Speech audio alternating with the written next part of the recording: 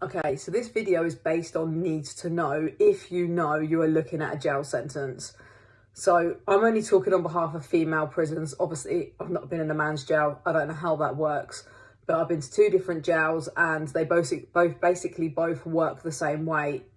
So if you get sentenced, or if you come from a police station, whatever, you come to the prison. When you come in, you'll go into reception, which there you're entitled to a 5-minute phone call. This is before you go on a wing, you get your room, and all that sort of stuff. So obviously you're going to need a phone number. So make sure that the first person that you want to call when you get to that jail, you have their landline or mobile number. Either one doesn't matter.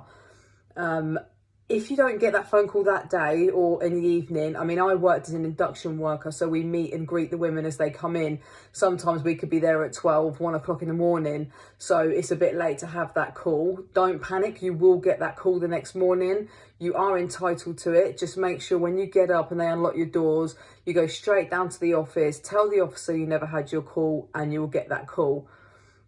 But from then going forward, to be able to ring people, and this also implies for somebody to be able to come and visit you, you need to have their name, their address, and their date of birth to add them to the system. Without these details, you cannot add them on the system, so they can't visit you and you won't be able to call them. If for any reason you're watching this or somebody's watching this and maybe their partner, their son, whoever's been remanded, they never knew they was going to jail, like I didn't. I didn't know I was going. I was remanded straight away. I didn't have all this information, hence why I'm making this video, so I can help anybody that is in my situation.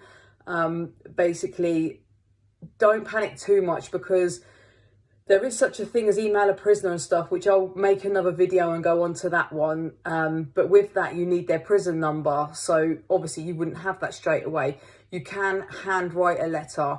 You don't need their prison number to handwrite a letter. You just need their full name, and obviously the address of the prison, and send that in. Make sure you send in your date of birth, again, your name and your address. If you're in jail, you're facing jail, it's probably a bit late, to be fair, if you're already in jail, because you won't get to watch this video. But if you know you're facing jail, yeah, just make sure you take them, because what will then happen is you do get 2 free letters a week that you can send home, but then you've got to write home, also hoping you know the address, but I'm pretty sure you'd know your mum's or your partner's or someone's address anyway. And you can write and get all this information, but it just slows the process down. You're then going to be waiting a week for your letter to get out, maybe another week to come in. Sometimes mail comes quick, sometimes it takes weeks. The system's crap. It works when it wants to work.